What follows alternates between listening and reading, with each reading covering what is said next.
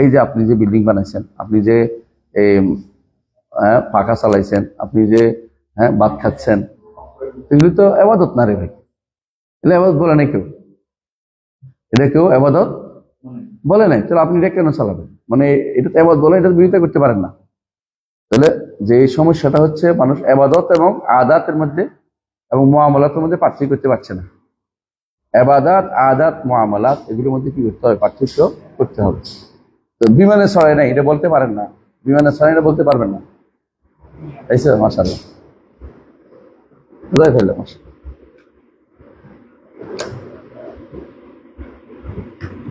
দুনিয়া মানে বিমানে ছড়ায় না এটা বলতে পারবেন না। বিমান তো আবাদতের জিনিস না, বুঝলেন না কথাটা? অনেকে বলে যে এই আপনি যে ফ্যান চালাচ্ছেন, ফ্যান কি আবাদতের জিনিস? হ্যাঁ, এই জাতীয় কথাগুলো হচ্ছে বেহুদা তর্ক করা। এটা আবাদত জিনিস না। আবাদাতের ক্ষেত্রে হইলো বেদাত হয়, আদাতের ক্ষেত্রে বেদাত হয় কখন?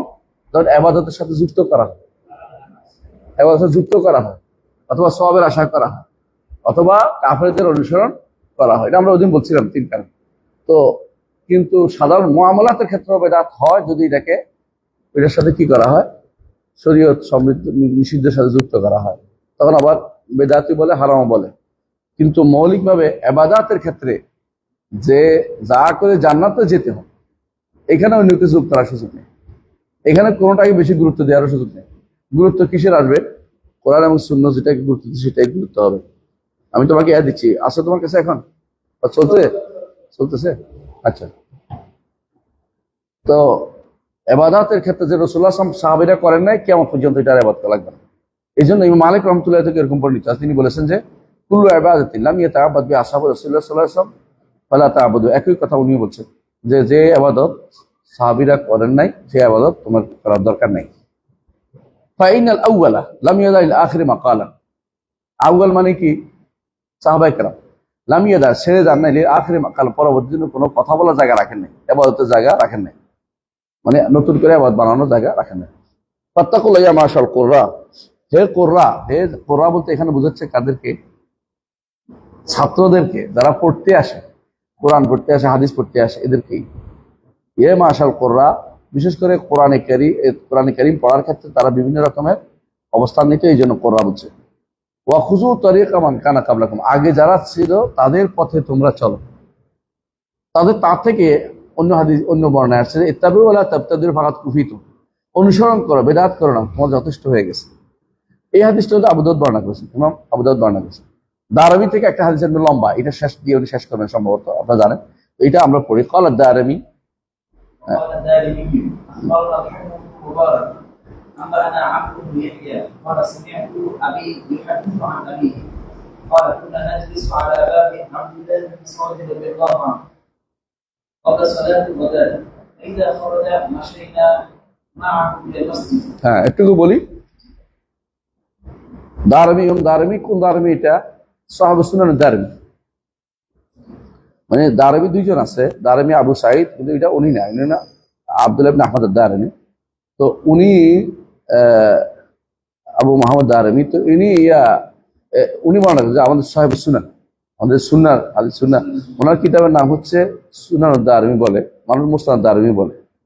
তো মুসনাদ দারমি নাকি উনি নামে রাখছে মুসনাদ দারমি, এবং সুনান দারমি নামে প্রসিদ্ধ। আমরা এখন বলতে সুনান, এটা কিন্তু সুনান উনি রাখছে মুসনাদ নামে, সুতরাং এটা মুসনাদ বললে কোনো অসুবিধা নেই।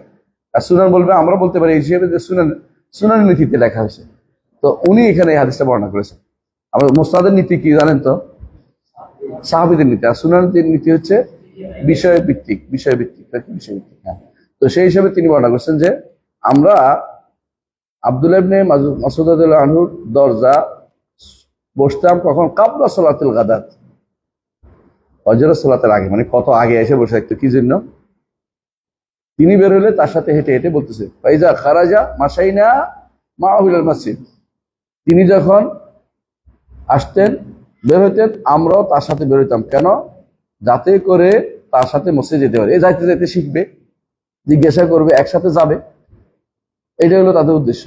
তালেবে ইলমের কাজ হচ্ছে এটা, ভালো লেগে থাকা উস্তাদের সাথে বের করতেন। জান আবু মুসা আশআরী রাদিয়াল্লাহু আনহু, একদিন আবু মুসা আশআরী রাদিয়াল্লাহু আনহু আসছেন। ফাকালা, তিনি বললেন, আখরাজা আলাইকুম আবু আব্দুর রহমান বাহদু, আবু আব্দুর রহমান কি বের হয়ে গেছে? কুলনা লা, অন্যদিন এখনো বের হয়নি।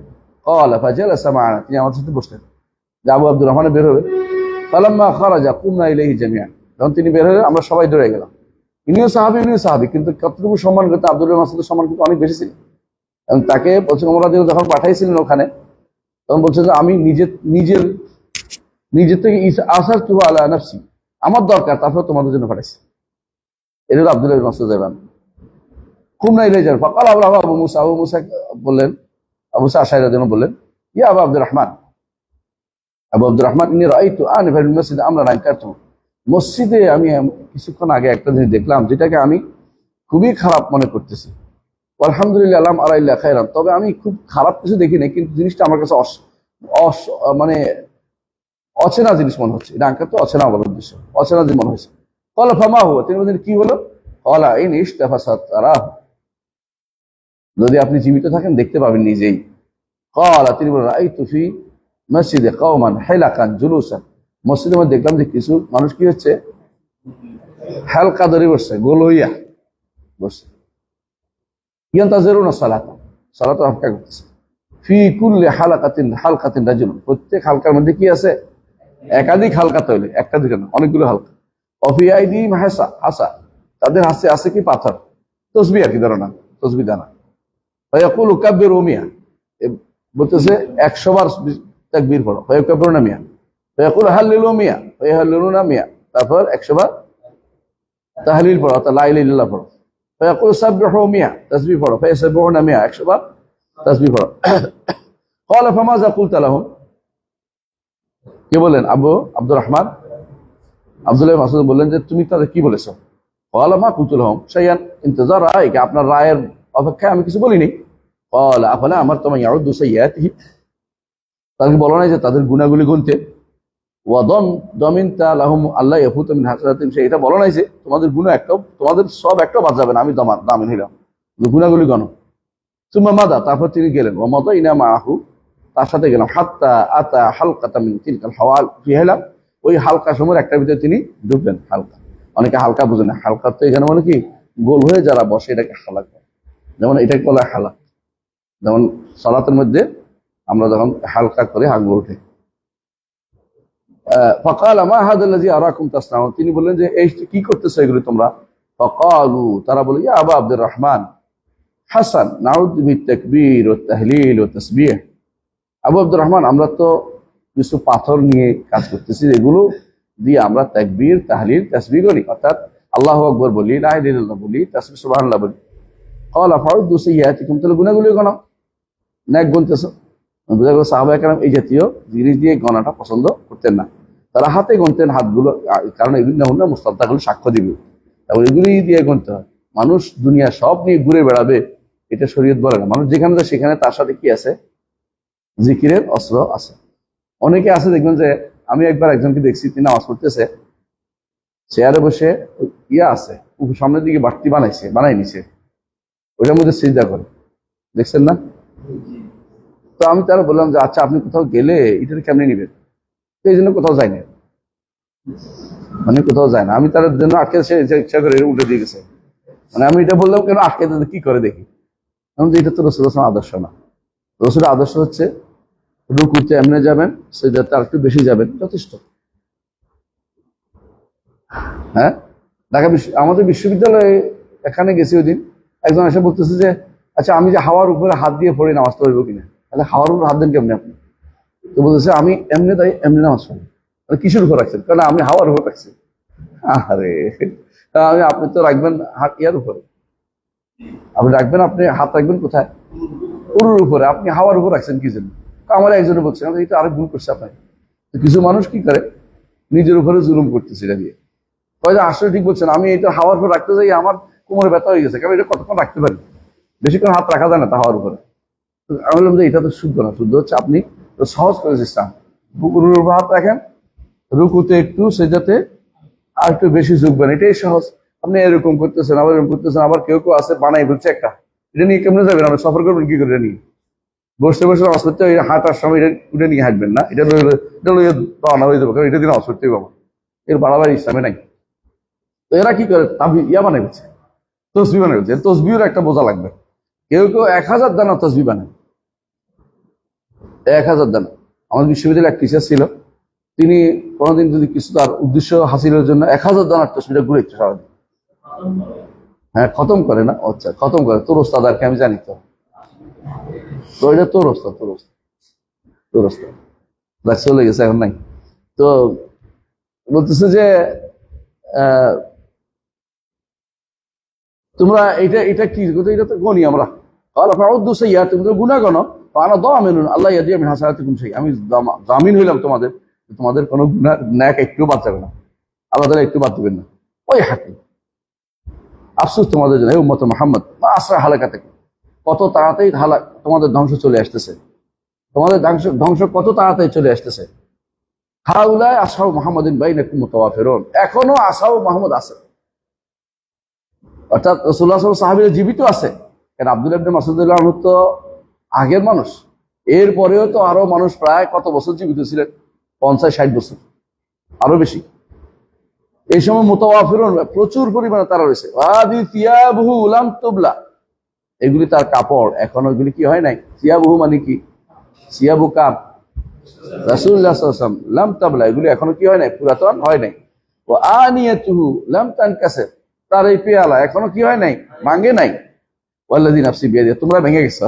ওয়াল্লাযী নাফসি বিয়াদিহি, যার হাতে আমার প্রাণ, তার শপথ করে বলছি আল্লাহ তাআলা, ইন্নাকুম লাআলা মিল্লাতিন হিয়া আহদা মিন মিল্লাতি মুহাম্মদ আও মুফতাতুহু বা বদলালা, তোমরা দুটোর একটা, হয় রাসূলুল্লাহ সাল্লাল্লাহু আলাইহি ওয়াসাল্লাম যেগুলি করেছে ওই মিল্লাতের চেয়ে উত্তম কোন মিল্লাত পাইছো, না হলে বেদাতের পথ উন্মুক্ত করছো। কোনটা? ক্বালু ইয়া আল্লাহ ইয়া আবু আব্দুর রহমান মা আরাদনা ইল্লাল খায়র, আবু আব্দুর রহমান, আমরা শুধু কল্যাণ ভালো চাইছি। এখনো প্রত্যেক বেদাতি ভালো করে, প্রত্যেক নতুন ইসলামের মধ্যে আবিষ্কারকারী সব আমরা ভালোই তো করতেছি, খারাপ কি করতেছি? আমাদের চেয়ে উত্তম কে করতে পারে?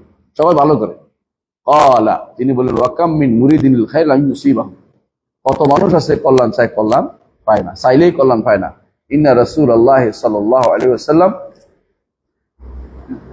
হাদাসানা, রাসূলুল্লাহ আমাদেরকে হাদিস বর্ণনা করেছেন, আন্না কওমান ইয়াকরাউনাল কুরআনা, কিছু মানুষ থাকবে কোরআন পড়বে, লা ইউজাবিজু তারাকিয়াহুম, এগুলো তাদের এই গলার তরকুয়ার পার হবে না, অর্থাৎ যেখানে ভিতরে যায় গলার এটা দিয়ে ভিতরে যাবে না, বরং এটা তরকুয়ার মধ্যে থাকে যাবে। হ্যাঁ, এর পার হবে না। কেন? কারণ এগুলি পড়ার ভিতরে থাকবে, এরা কোনো ফকি না, বুঝবে না, দিন বুঝে না, না বুঝে কাজ করে। বর্তমানে এটা সবচেয়ে বেশি, দিন বুঝে না, কিন্তু তারা প্রচুর পরিমাণে নিজেদেরকে আল্লামা খেতাব দিয়ে বসে গেছে। ওয়াইমুল্লাহ ওয়াইমুল্লাহ লা আদরি, আল্লাহ শপথ করে বলছেন, লা আদরি, আমি জানি না, লা আল্লাহ আকসারাহুম ইয়াকুনু মিনকুম, হতে পারে তোমাদের অনেকের অন্তর্ভুক্ত হইবা। যাদের কথা রাসূল বলেছেন, তাদের কথা বলছেন, তাদের খারিজের কথা বলছেন। খারিজদের গলার কণ্ঠ দিয়ে ভিতরে কি নামবে না, কোরআন নামবে না। সুম্মা তাওয়াল্লা আনহুম, তারপর তিনি সেখান থেকে ফিরে আসলেন। ক্বালা আমর ইবনে সালামা, আমর ইবনে সালামা বলেন, রাআইতু আম্মাতা উলাইকাল হিলা, ওই সমস্ত হালকা হালকার মধ্যে জিকির করতো, সুবহানাল্লাহ, আলহামদুলিল্লাহ, তাসবিহ পাঠ করতো, অধিকাংশ আমি দেখেছি ইউতাইরুনা ইয়াওমান নাহরাওয়ান মিনাল মাআল খাওয়ারিজ, এরা খারিজদের সাথে যুক্ত হইয়া আমাদের সাথে যুদ্ধে লিপ্ত হয়েছিল। ওরা নাহরাওয়ানের দিনে প্রমাণিত হলো যে তিনি যেটা বলছেন আব্দুল্লাহ ইবনে মাসউদ রাদিয়াল্লাহু আনহু, তিনি যে তাওয়াসসুম করেছিলেন যে এটা হতে পারে, আমি জানি না, আল্লাহর শপথ, এটা হতে পারে তোমরা, সেটাই হয়ে গেছে। এরাই বেদাতে ওই গোষ্ঠীর অন্তর্ভুক্ত হয়েছে। কেন হয়েছে? কারণ হচ্ছে এরা তো ভালো চাইছে, দেখতে ভালোই। এমনকি আমি এই হাদিস বলার পরে একজন বলতেছে সুবহানাল্লাহ, আলহামদুলিল্লাহ, আল্লাহু আকবার 100 হাদিস আছে। হাদিস নাই আছে, সমস্যা কোথায় বলো তো? কাইফিয়া, এই কাইফিয়া তো নাই এক। দ্বিতীয়ত, এই কাইফিয়া যেমন নাই, এই সময় নির্ধারিত করছে, এইটাও নাই। এবং এটাকে তারা আরো বেশি কল্যাণের কাজ মনে করতেছে, এটাও নাই। এর অর্থ হচ্ছে যদি তারা করতো তাহলে একাকি করতো, জমাই করার তো কোনো হাদিস আসে নাই। এই পদ্ধতিতে পুরোটাই হচ্ছে কি বেদাত। এই আরেকটা বেদাত হচ্ছে এটা পাথর দিয়ে গুনতেছে, আরেকটা বলছে ঘোষণা দিচ্ছে কাব্যের ওমিয়া হাল্লুল ওমিয়া, এটাও বেদাত। তো আদর্শ ছিল না এগুলি, 3-4 বহু রকমের বেদাত এখানে আছে। এই যারাই এগুলি বেদাত করে, এখন যতগুলি পীর ফকির আছে, যতগুলো এরকম দলীয় মানুষ আছে, এদের যে বেদাত গুলি হয়, এগুলির বিরুদ্ধে বলে অনেকে খেয়ে বেদাত। আচ্ছা, বেদাত তো দেখতে পাচ্ছি, তুমি কেমনে চুপ থাকি? যারা দেখে না তারা বলে অন্ধ, তুমি তো দেখতে পাচ্ছ, তুমি কেন চুপ থাকবা? এদের সময় এগুলি বললে এরা কি করবে? শেষ পর্যন্ত বলবো যে এটা তো কল্যাণ আছে, কল্যাণ আছে, বুঝলেন না? যদি আপনাদেরকে বলেন যে ইসলামে কি নাই, হরতাল নাই, ধর্মঘট নাই, ইসলামে হরতাল ধর্মঘট নাই, আসলে এরা কি করবো? এর মধ্যে কল্যাণ বেশি। তো আপনি প্রতিবাদ কেমনে করবেন? দেশ কেমনে বদলাবেন? দশ কেমনে বদলাবেন? মানে আপনি বদলানোটা এখন খুবই জরুরি, বুঝলেন তো? কিভাবে বদলাইতে হইব? গায়ের জোরে, ক্ষমতা দিয়ে। কিন্তু বদলানোর সিস্টেমটা ইসলামে এইভাবে নয়। ইসলামে বদলানোর সিস্টেমটা হচ্ছে দাওয়াত এবং তাবলীগের মাধ্যমে। ওই জায়গাটা হেরে গেছে। ওই জায়গাটা এক গোষ্ঠী নিচে, সেগুলো যে তাবলীগ করে, সেই তাবলীগ করে, হাদিস তাবলীগ।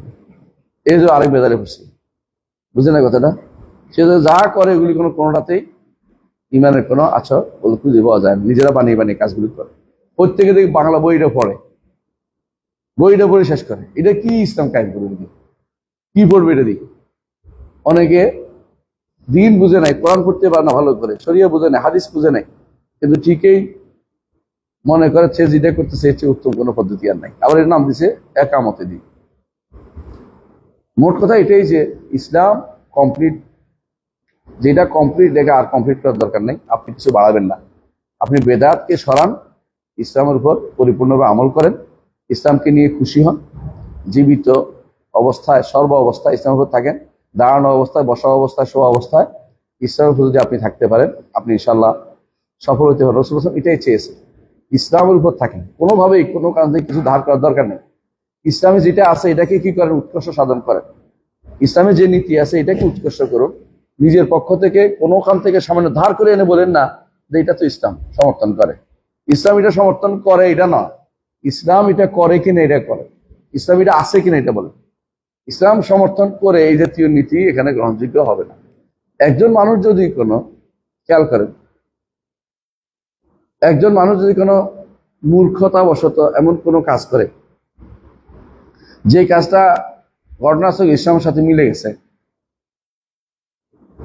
তাও তবু তো সে জাহান্নামী।